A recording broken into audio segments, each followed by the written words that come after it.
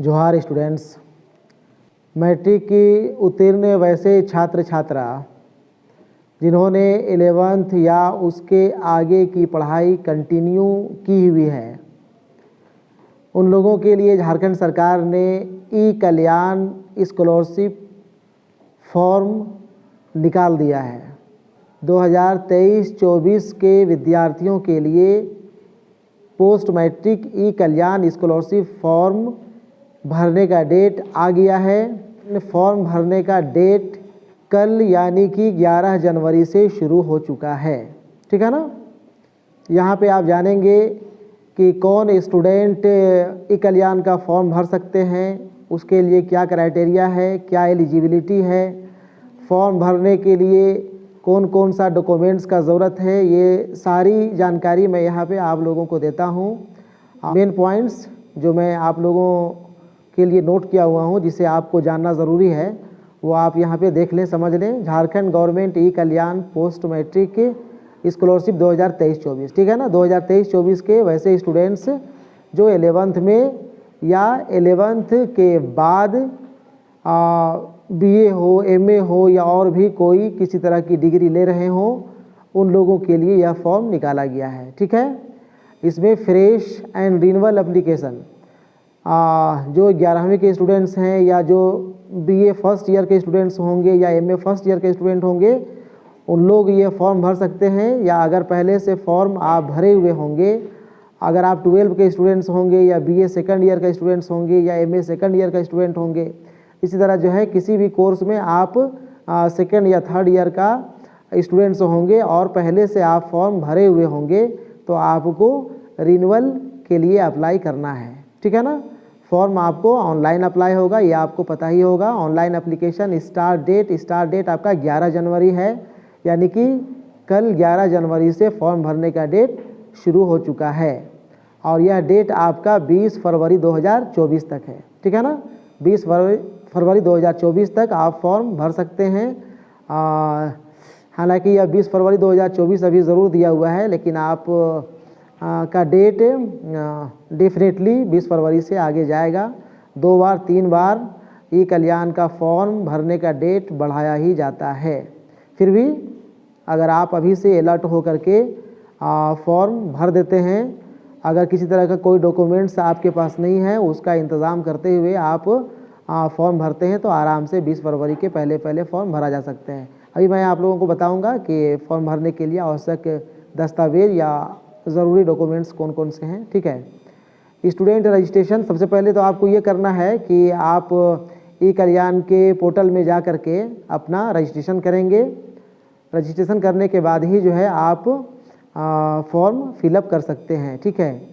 Registration करने के लिए क्या है, रजिस्ट्रेशन वेबसाइट में जाके जब आप रजिस्ट्रेशन का बटन दबाएंगे, क्लिक करेंगे, तो आपको वहाँ पे जो इन्फॉर्मेशन देनी है वो इन्फॉर्मेशन आपका है स्टूडेंट आधार नंबर, यानी कि आप अपना आधार नंबर देंगे, आप अपना नाम लिखेंगे, आपका जन्म तिथि होगा, जेंडर यानी कि लिंग, आप मेल हैं, फीमेल हैं, पुरुष हैं, महिला हैं, वो भरना पड़ेगा, और फिर अपना मोबाइल नंबर, ठीक है ना।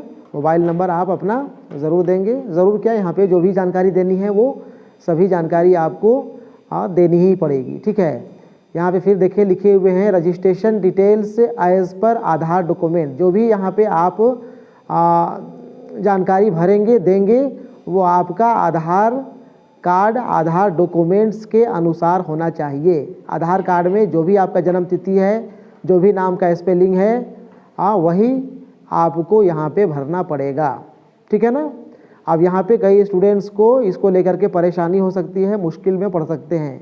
वैसे स्टूडेंट्स जिनका आधार कार्ड में नाम का स्पेलिंग या फादर का नाम का स्पेलिंग या जन्म तिथि अलग होगा और मैट्रिक का सर्टिफिकेट में नाम स्पेलिंग में डिफरेंस होगा, अलग होगा, या फिर जन्म तिथि अलग होगा, उन लोगों को परेशानी हो सकती है। इसलिए बहुत बेहतर ये होगा कि मैट्रिक सर्टिफिकेट के हिसाब से ही अपने आधार कार्ड में सुधार करा लें। आधार कार्ड में जो आपका, चूँकि मैट्रिक का सर्टिफिकेट या दूसरे सर्टिफिकेट में सुधार कराना उतना आसान नहीं होता है, इसलिए बेहतर होगा कि आप आधार कार्ड में सुधार करा लें। मैट्रिक डॉक्यूमेंट्स, मैट्रिक सर्टिफिकेट के हिसाब से आधार कार्ड के नाम, स्पेलिंग या जन्म तिथि वगैरह में अगर फ़र्क हो तो आप उसका सुधार करा लेंगे। उसके बाद ही आप ई कल्याण पोर्टल में जा कर के अपना रजिस्ट्रेशन कराएंगे, करेंगे। ठीक है ना, ये बहुत ही ज़रूरी है। अगर आपका नाम स्पेलिंग अलग अलग होगा सर्टिफिकेट में, एकेडमिक सर्टिफिकेट में और आधार नंबर में, तो आपको स्टाइपेंड मिलने की गुंजाइश नहीं रहेगी। ठीक है ना, ठीक है, तो ये सुधार आप करा लेंगे ज़रूर। उसके बाद आप देखें आगे एलिजिबिलिटी, पात्रता क्या है, कौन स्टूडेंट्स फॉर्म भर सकता है। फॉर्म भरने के लिए झारखंड राज्य का अस्थायी निवासी होना ज़रूरी है। जो झारखंड के स्टूडेंट्स होंगे यह फॉर्म उन्हीं लोगों के लिए है। और इसमें भी वैसे स्टूडेंट्स जो ST, SC, BC कैटेगरी के अंतर्गत आते होंगे। ठीक है ना, जो स्टूडेंट्स अनुसूचित जनजाति से बिलोंग करते होंगे या अनुसूचित जाति के अंतर्गत आते होंगे या पिछड़ी जाति के स्टूडेंट्स होंगे, वही स्टूडेंट्स ई कल्याण स्कॉलरशिप फॉर्म भरेंगे। ठीक है, आगे देखें, आगे है मैक्सिमम एनुअल इनकम। अभिभावक का 2,50,000 से अधिक नहीं होना चाहिए। ठीक है ना, आय प्रमाण पत्र जब आप बनवाएंगे, आय प्रमाण पत्र आपका ज़रूरी दस्तावेज में से एक दस्तावेज है, आपको उसे अपलोड भी करना पड़ेगा। आपका, आपके अभिभावक का, पिता का या जिस गार्जियन के नाम से बनता होगा, उनका एनुअल आय 2,50,000 से ज़्यादा नहीं होना चाहिए, वार्षिक आय। ठीक है ना, किसी के फादर अगर बड़े बिजनेसमैन होंगे, नौकरी चाकरी में होंगे, तो उनको यह फॉर्म भरना मुश्किल है। हर हाल में 2.5 लाख से कम का आय प्रमाण पत्र बना हुआ होना चाहिए। ठीक है ना, और ये आय प्रमाण पत्र कब का बना हुआ होना चाहिए ये भी यहाँ पे देख लें। यह आपका 1 अगस्त 2023 के बाद का बना हुआ होना चाहिए। बात समझे, 1 अगस्त 2023 के पहले का बना हुआ अगर किसी का इनकम सर्टिफिकेट होगा तो वो इनकम सर्टिफिकेट नहीं चलेगा, वो आय प्रमाण पत्र नहीं चलेगा। इसलिए आप देख लें अपना इनकम सर्टिफिकेट जिसका बना हुआ है, आपका इनकम सर्टिफिकेट 1 अगस्त 2023 के बाद का होना चाहिए। अगर वो 1 अगस्त 2023 के पहले का होगा तो आपको नया आय प्रमाण पत्र बनवाने की ज़रूरत है। ठीक है, इसके बाद एक ये पॉइंट और देखें, बहुत इम्पोर्टेंट पॉइंट है। नई नियमावली के तहत राज्य के बाहर के विश्वविद्यालय एवं संस्थानों से सामान्य स्नातक कोर्स जैसे BA, BSc, BCom सहित डिग्री, डिप्लोमा और अन्य कोर्स कर रहे विद्यार्थियों को छात्रवृत्ति नहीं मिलेगी।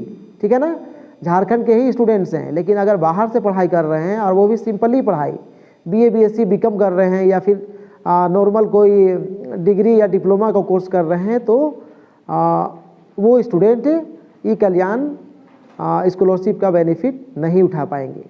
ठीक है, इसके बाद देखा जाए आवश्यक दस्तावेज, क्या क्या ज़रूरी डॉक्यूमेंट्स है जो आपको स्कैन करके अपलोड करना पड़ेगा। ठीक है ना, इसे आप देख लें। मार्कशीट पिछले वर्ग का यानी कि आप अगर 11वीं क्लास के स्टूडेंट्स हैं तो 10वीं क्लास का मार्कशीट अपलोड करना पड़ेगा। 12वीं क्लास में पढ़ने वाले झारखंड के स्टूडेंट्स को भी 10th का ही मार्कशीट अपलोड करना पड़ता है अगर वो फ्रेश अप्लाई कर रहे हो तो, और जिसका रिन्यूअल होगा उसका तो कोई मसला नहीं है। ठीक है, उसके बाद कास्ट सर्टिफिकेट यानी कि जाति प्रमाण पत्र आपका होना चाहिए, वो ज़रूरी है। इनकम सर्टिफिकेट, इसके बारे में पहले ही हम आपको बता चुके कि इनकम सर्टिफिकेट बना हुआ ज़रूरी है।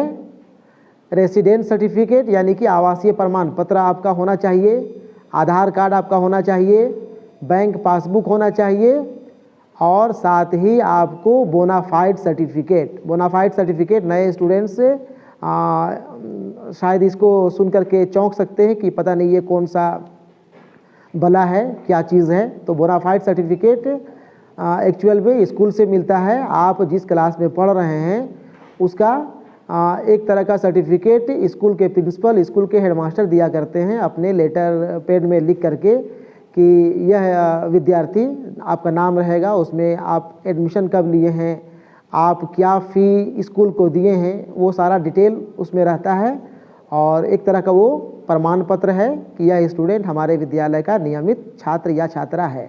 ठीक है, वो बोनाफाइड सर्टिफिकेट आपको स्कूल से ले लेना है।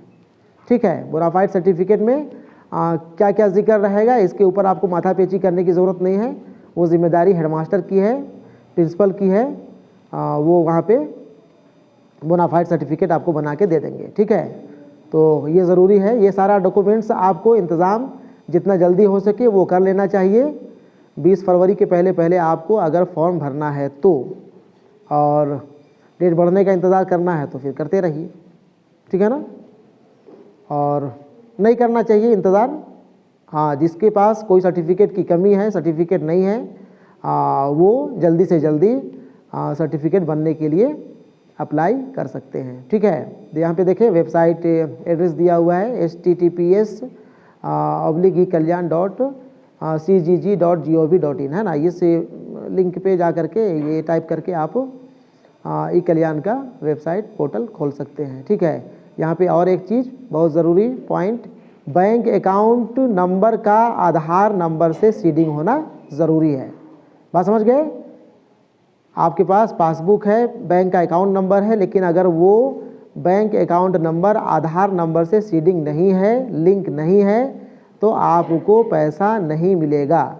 सारा कुछ आप, सारा डिटेल आप सही भरे हुए रहेंगे, फॉर्म आप बिल्कुल सही से भर के जमा कर दिए हुए रहेंगे, सारा डॉक्यूमेंट्स दे करके, आप पासबुक भी दिए हैं, आप आधार नंबर भी दिए हैं, लेकिन अगर आपका खाता नंबर आधार नंबर से सीडिंग नहीं है, लिंक नहीं है, तो आपको पैसा नहीं मिलेगा। चूँकि पैसा आपके खाता में ही आना है, और खाता में पैसा आने के लिए खाता नंबर का आधार नंबर से सीडिंग होना, लिंक होना ज़रूरी है। ठीक है, तो आप ये भी काम कर लेंगे। अगर आप का खाता लिंक नहीं है आधार नंबर से, तो यह काम भी कर लेना है आपको। बैंक जा कर के या प्रज्ञा केंद्र जा कर के, या फिर अपने से जो जानकार स्टूडेंट होंगे उनको पता होगा, वो अपने से भी इसे लिंक कर सकते हैं, सीडिंग कर सकते हैं। ठीक है, बस इतना ही।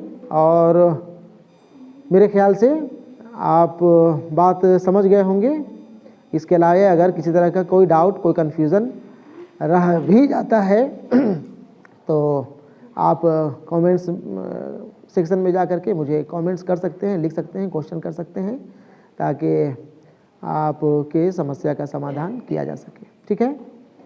ठीक है, धन्यवाद।